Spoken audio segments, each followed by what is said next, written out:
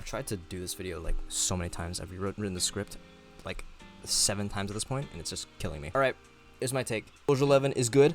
Alright, that's one, but the second take is that Chinyi is not worth your time / pulls. Now let's get into it, right? I make this very bold and brave claim of, you know, decision making. It really doesn't matter at the end of the day. If you want to pull for her because you like her or because you think she's really beneficial for your account, go for it. But at the same time, I don't see her being the strongest / safest unit in the future. For some reason, I just get this really weird feeling that Jane Doe is actually the way to go. There is something way more unique about the Anomaly playstyle compared to your standard, you know, stun into crit damage character. But at the same time, it's very appealing to get Chinyi, and I can see exactly why. If you were trying to build an adequate ZZZ team, it is the most understandable decision that you could possibly make, okay? I have this character, and I definitely do realize how much worse she feels without a good stun unit, which is why I'm building Ambi, by the way.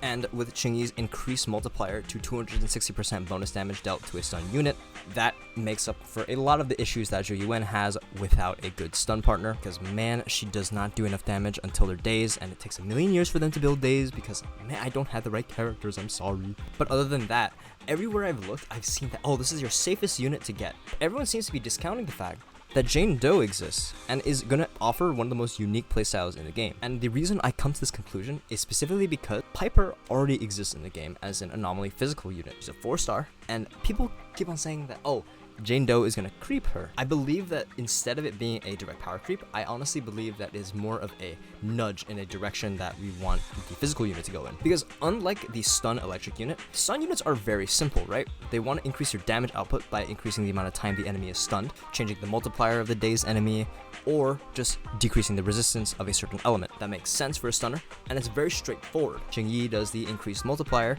and is able to build it a little bit quicker. That's about it. We have Anomaly though, which is an increased multiplier of a specific element type on top of being a bonus damage source. I'm definitely talking out of my ass here, and I'm sorry, but at the same time, I do believe that the closest thing I can think of is Hyper Bloom, because this is a source of damage that isn't tied to crit, and if we're able to proc this as much as we can with 2 physical Anomaly units, I honestly believe that this is going to be Zenless Zone Zero's equivalent of Hyper Bloom. I honestly don't think it's going to be as strong, but I think it'll be just as easy to get into and build, mainly because of that non-crit reliant damage, as well as the general property that I'm pretty sure all of the anomalies create a staggered opportunity for the enemy.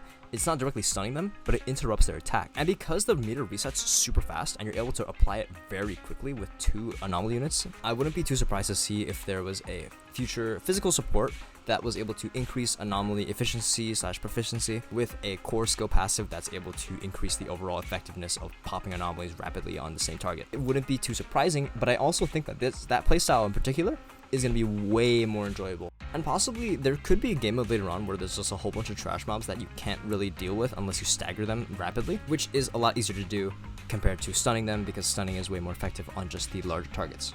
But that was about it.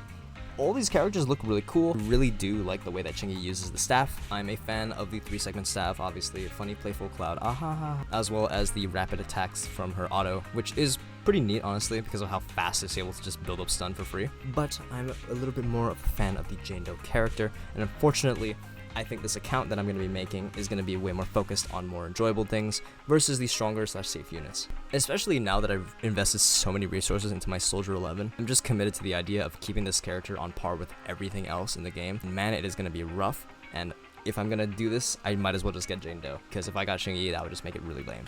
But overall, version 1.1 looks decently promising. The only issue I have with the game right now is Wenjin variety. I really believe that we need more options, and I think that's going to happen because we are getting an event Wenjin, right? This will most likely just be a Jane Doe alternative cone that you can use, which sucks because I already have the Grace Wenjin already.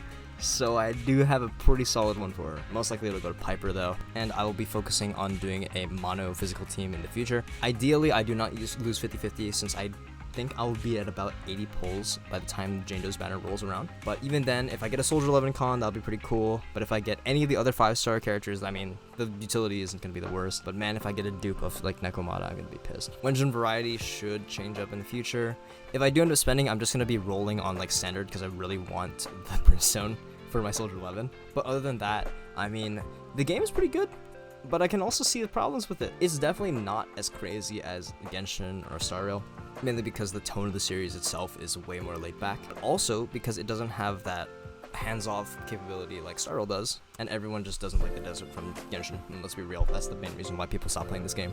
Well, still, I will most likely be working on my Soldier 11 in the future. There is a lot of things that will happen, but I have to wait till I reach Internet 50, which is going to take a really long time. But yeah, if you watched this far, thank you, I appreciate it.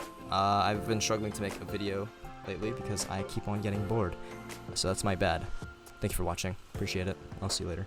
Bye-bye.